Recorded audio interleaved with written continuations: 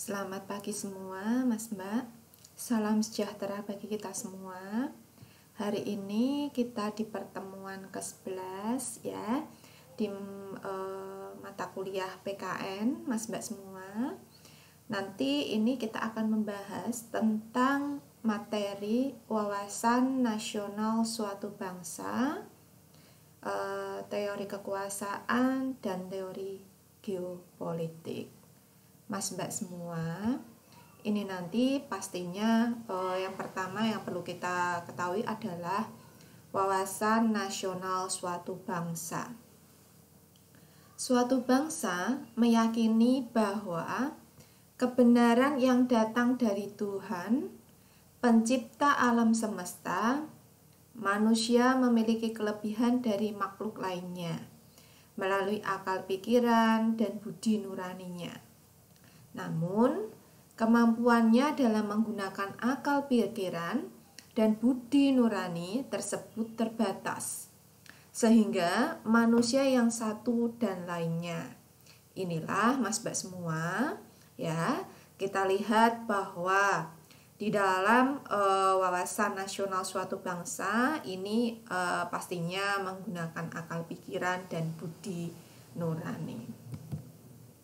Kemudian dalam mewujudkan aspirasi dan perjuangan satu bangsa perlu memperhatikan 3 faktor utama ya yang perlu Anda ketahui Mas Mbak semua. 1. Bumi atau ruang di mana bangsa itu hidup. 2. Jiwa, tekad, dan semangat manusianya atau rakyatnya. 3. Lingkungan sekitarnya. Inilah Mas Mbak semua yang merupakan wujud dari aspirasi dan perjuangan. Kemudian dengan demikian, wawasan nasional adalah cara pandang suatu bangsa yang telah menegara tentang diri dan lingkungannya dalam eksistensinya yang serba terhubung dan dalam pembangunannya di lingkungan nasional, regional, serta global ya. Ini pastinya Mas Mbak semua ya merupakan pengertian dari wawasan Nusantara. Wawasan nasional ini adalah kaitannya dari lingkungan nasional, kemudian regional serta global seperti itu. Kemudian untuk konsep utama, wawasan Nusantara adalah keutuhan ya dan kesatuan wilayah nasional. Hakikat wawasan Nusantara diwujudkan dengan menyatakan Kepulauan Nusantara sebagai satu kesatuan politik, ekonomi, sosial budaya, dan pertahanan keamanan. Sebagai sebuah konsep yang mengandung pemikiran penting, wawasan Nusantara pastinya memiliki kedudukan dalam paradigma nasional. Kita lihat dalam buku Pendidikan Pancasila, Mas Mbak semua, dan Kewarganegaraan ini, karya Sarinah Mutadahrin dan Harmani, bahwa dijelaskan secara stratifikasi paradigma nasional, yaitu 1. Pancasila sebagai falsafah, ideologi bangsa, dan dasar negara berkedudukan sebagai landasan ideal. 2. Undang-Undang Dasar Negara Republik Indonesia tahun 1945 sebagai landasan konstitusi negara, berkedudukan sebagai landasan konstitusional. 3. Wawasan Nusantara sebagai visi nasional, berkedudukan sebagai landasan visional. 4. Ketahanan nasional sebagai konsepsi nasional, berkedudukan sebagai landasan konsepsi nasional. 5. GBHN sebagai politik dan strategi nasional atau sebagai kebijaksanaan dasar nasional, berkedudukan sebagai landasan operasional ya. Kemudian kita lihat dari latar belakang filosofi wawasan Nusantara di sini. Bahwa pemikiran ini berdasarkan falsafah Pancasila, Mas Mbak semua. Berdasarkan falsafah Pancasila, manusia Indonesia adalah makhluk ciptaan Tuhan yang mempunyai naluri, akhlak, daya pikir, dan sadar akan keberadaannya, ya, yang serba terhubung dengan sesamanya, lingkungannya, alam semesta, dan penciptanya. Berdasarkan kesadaran yang dipengaruhi oleh lingkungannya, manusia Indonesia memiliki motivasi antara lain untuk menciptakan suasana damai dan tentram menuju kebahagiaan serta menyelenggarakan keteraturan dalam membina hubungan antar sesama. Inilah pemikiran yang kaitannya dengan falsafah Pancasila yang kita lihat dari latar belakang filosofi wawasan Nusantara. Nah, nilai-nilai Pancasila ini juga tercakup dalam penggalian dan pengembangan wawasan nasional, yaitu sila ketuhanan yang Maha Esa. Dalam sila ketuhanan yang Maha Esa, bangsa Indonesia menyatakan kepercayaan dan ketakwaan terhadap Tuhan yang Maha Esa. Sesuai dengan agama dan kepercayaan masing-masing, sikap tersebut mewarnai wawasan nasional yang dianut oleh bangsa Indonesia, yang menghendaki keutuhan dan kebersamaan dengan tetap menghormati dan memberikan kebebasan dalam menganut dan mengamalkan agama masing-masing.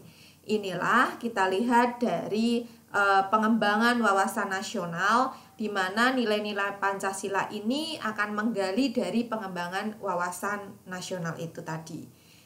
Setelah kita melihat dari sila ketuhanan yang Maha Esa, Mas Mbak semua, kita lihat dari sila kemanusiaan yang adil dan beradab. Dalam sila kemanusiaan yang adil dan beradab, bangsa Indonesia mengakui, menghargai, dan memberikan hak kebebasan yang sama kepada setiap warganya untuk menerapkan hak asasi manusia. Namun, kebebasan HAM tersebut tidak mengganggu dan harus menghormati HAM orang lain. Kemudian untuk sila persatuan Indonesia. Dengan sila persatuan Indonesia, bangsa Indonesia lebih mengutamakan kepentingan bangsa dan negara. Kepentingan masyarakat yang lebih luas harus lebih diutamakan daripada kepentingan golongan, suku maupun perorangan. Sikap tersebut mewarnai wawasan kebangsaan, wawasan nasional yang dianut dan dikembangkan oleh bangsa Indonesia yang mengutamakan keutuhan bangsa dan negara dengan tetap memperhatikan, menghormati, dan menampung kepentingan golongan, suku bangsa maupun perorangan. Setelah kita memahami tadi Mas Mbak semua, kita lihat dari teori kekuasaan dan teori geopolitik ya. Di sini beberapa teori paham kekuasaan dan geopolitik bisa diuraikan sebagai berikut. Bahwa paham-paham kekuasaan ini perumusan wawasan nasional itu lahir berdasarkan pertimbangan dan pemikiran mengenai sejauh mana konsep operasionalnya itu diwujudkan dan dipertanggungjawabkan. Karena itu dibutuhkan landasan teori yang dapat mendukung rumusan wawasan nasional. Ya. Kemudian untuk teori-teori yang mendukung rumusan tersebut antara lain yaitu paham Machiavelli ya abad 17, gerakan pembaruan yang dipicu oleh masuknya ajaran Islam di Eropa Barat sehingga menghasilkan peradaban berat ya modern seperti sekarang. Seorang pakar ilmu politik dalam pemerintahan Republik Florensi, sebuah negara kecil di Italia Utara, sekitar abad 17, ini menurut Mersif ya, sebuah negara akan bertahan apabila mereka menerapkan dalil-dalil sebagai berikut. Pertama, Segala cara dihalalkan dalam merebut dan mempertahankan kekuasaan. Kedua, untuk menjaga kekuasaan rezim, politik adu domba adalah sah. Dan semasa Machiavelli hidup, di sini pada buku The Prince ya, dilarang beredar oleh Sri Paus karena dianggap amoral. Tetapi setelah Machiavelli meninggal, buku tersebut menjadi dipelajari oleh orang-orang serta dijadikan oleh banyak kalangan politisi dan para elit politik. B. Paham Kaisar Napoleon ya. Ini adalah tokoh revolusioner di bidang cara pandang selain penganut yang baik dari Machiavelli. Kekuatan ini juga perlu didukung oleh kondisi sosial budaya berupa ilmu pengetahuan dan teknologi demi terbentuknya untuk mendukung dan menjajah negara di sekitar Perancis. Kemudian paham Jenderal Clausewitz ya.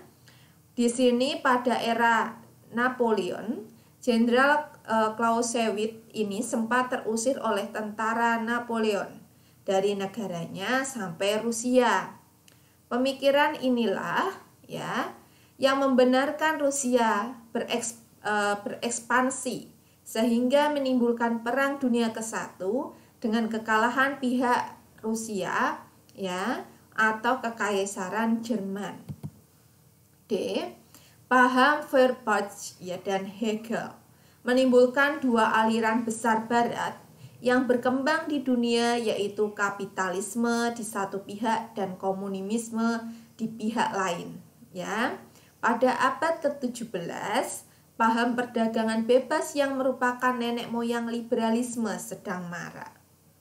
Kemudian paham Lenin ya.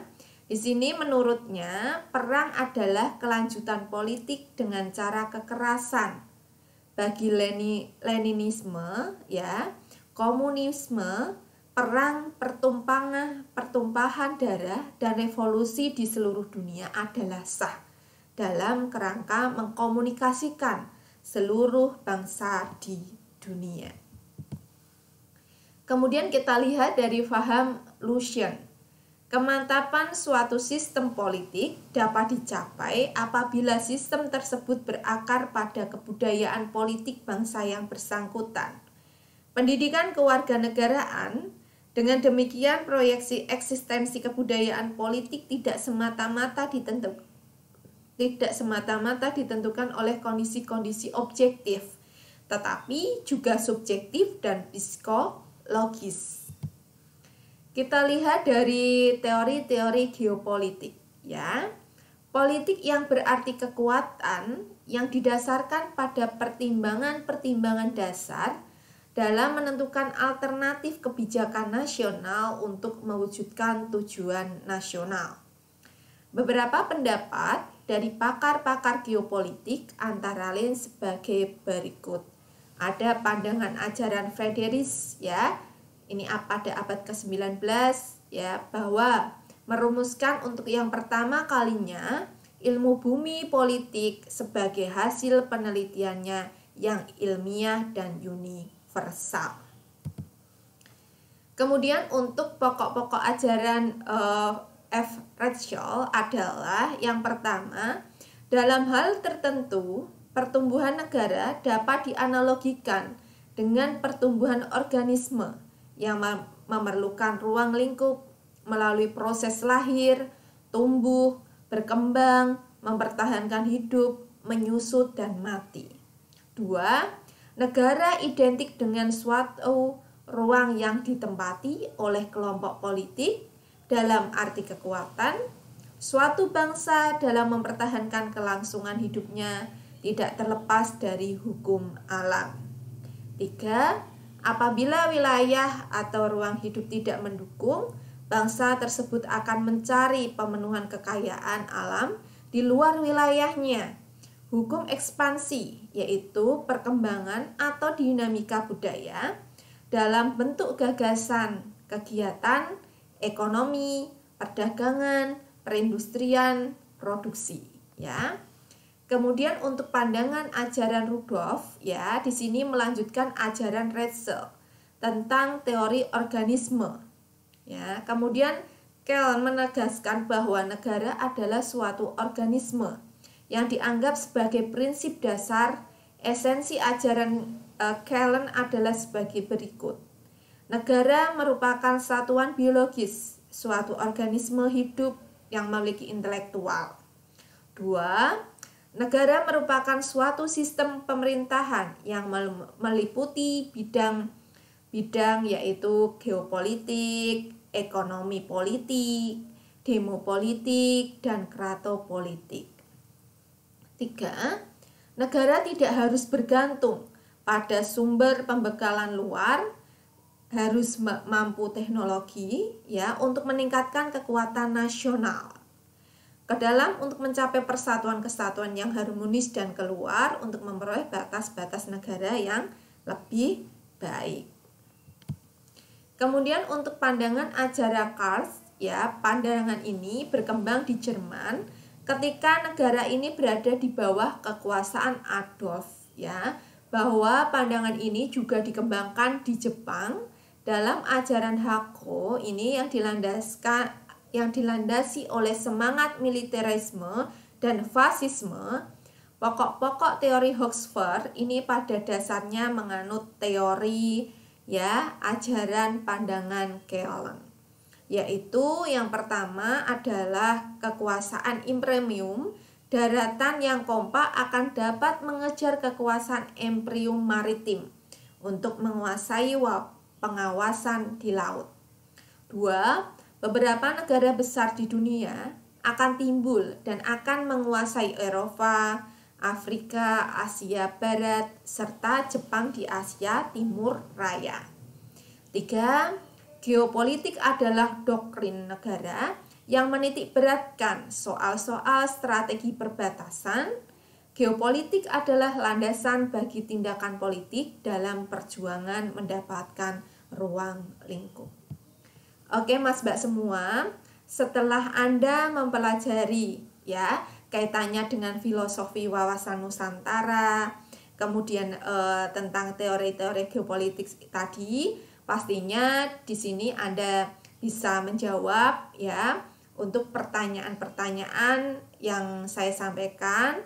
Nah, jawablah pertanyaan-pertanyaan di bawah ini Mas Mbak semua dengan baik dan benar.